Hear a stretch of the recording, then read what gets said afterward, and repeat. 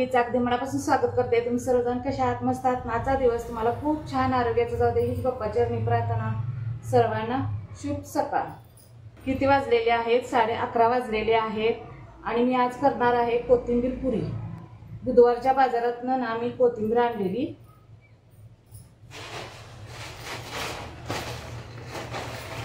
Fridge मध्ये ठेवलेली कोथिंबीर आधी शिल्लक होती।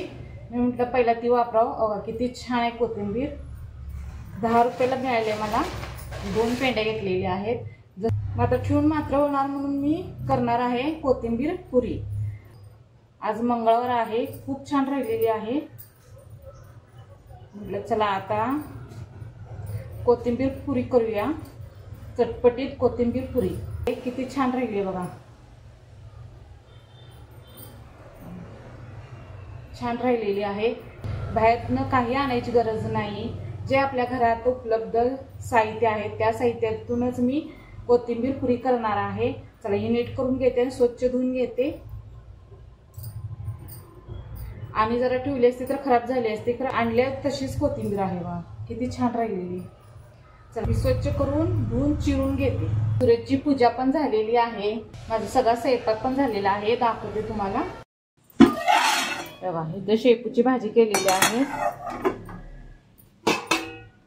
इथं भेंडी केलेली आहे, आमटी आहे म्हणजे डाळीची आमटी केलेली आहे, इथं चपात्या केलेल्या आहेत। माझा सगळा स्वयंपाक झालेला आहे।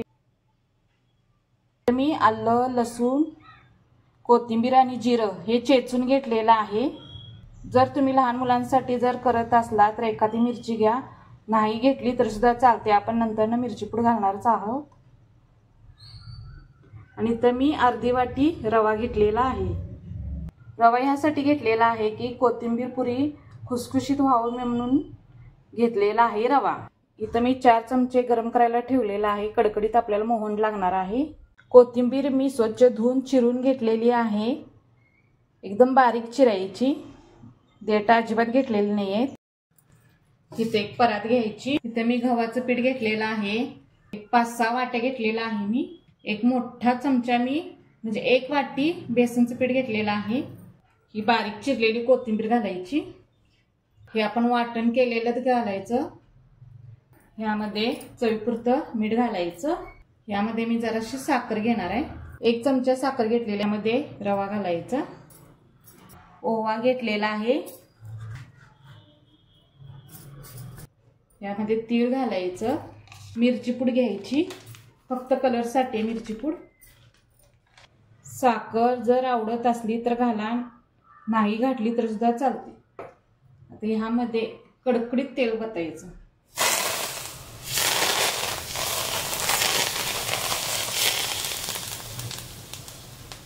हात अजिबात घालायचा नाही, भाजून घ्यायचीला। यामध्ये तुम्ही ज्वारीचं पीठ सुद्धा घालू शकता।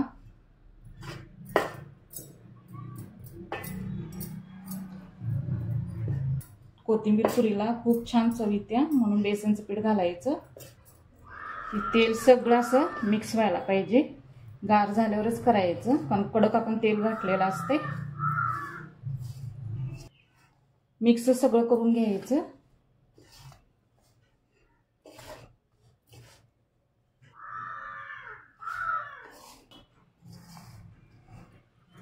आता थोडंसं पाणी घालत मळून घ्यायचं। आपल्याला पीठ एकदम घट्टच ठेवायचं आहे, पातळ अजिबात करायचं नाहीये।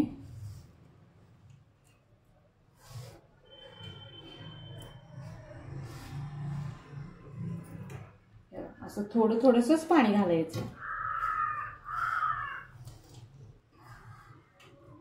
मी ह्यामध्ये हळद घालायला विसरले, हळद पण घालायची, थोडीशी हळद आणि हिंग घालायची।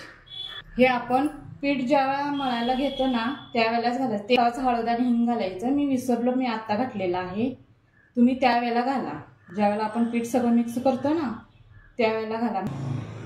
तेल घालते आता, ते चांगलं मळून घ्यायचं। हे बघा हे असं मळलेलं आहे, एक 15 मिनिटं असं ठेवायचं, जरा मुरू दे, आपण यात रवा पण घातलेला असते ना त्यामुळे जरा मुरू दे 15 मिनिटं। जर घाई गडबड असली तर एक 10-5 मिनिटात केलं सुद्धा चालते। इथं तेल गरम करायला पण ठेवलेलं आहे मी. आपण पीठ लावून लाटायचं नाहीये, असाच गोळा करायचा. बघा असा गोळा करायचा, पीठ अजिबात लावायचं नाही. तेल वाटलंच तर लावा असं पळपुट्याला. हे असं लाटायचं.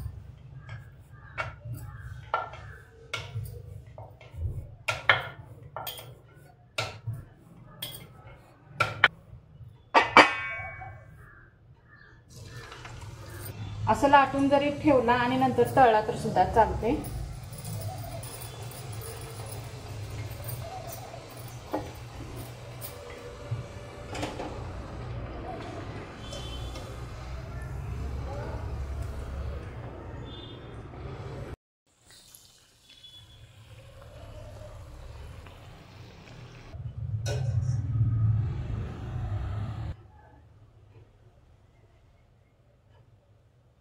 चहा बरोबर सुद्धा खाऊ शकतो आपण, मुलांच्या डब्यालाही देऊ शकतो आपण. मुलं तर आवडीनं खातील.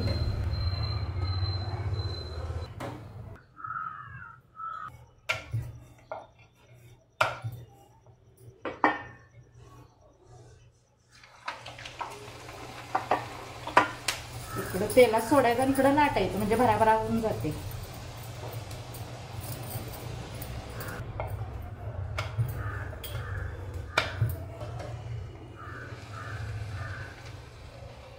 गॅस पण मोठा करायचा नाही, मंद आचेवरच तळायचं. नवीन झऱ्याचं उद्घाटन झालं, खास तळायलाच आणलेला आहे.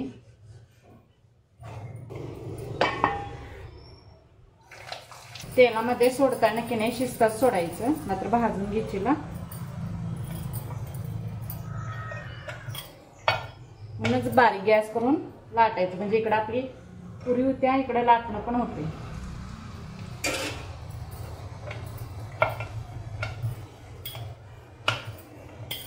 तीळ जास्त घालायची, दिसायला पण खूप छान दिसते आणि चव पण येते.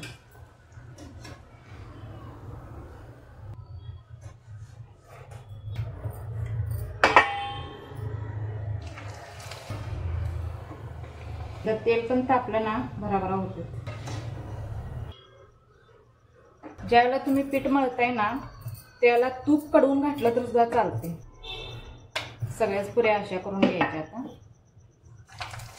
टम्म फुगणारी पुरी, कोथिंबीर पुरी.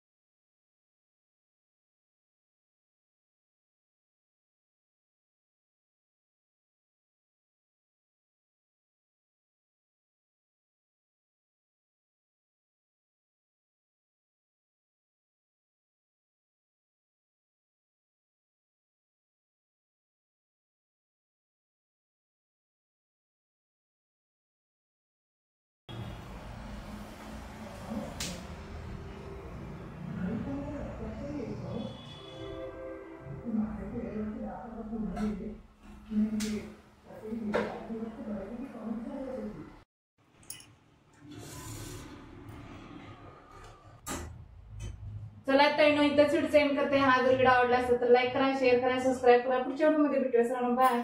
नक्की तुम्ही कोथिंबीर पुरी अशी करून बघा, मुलांना पण खूप आवडेल.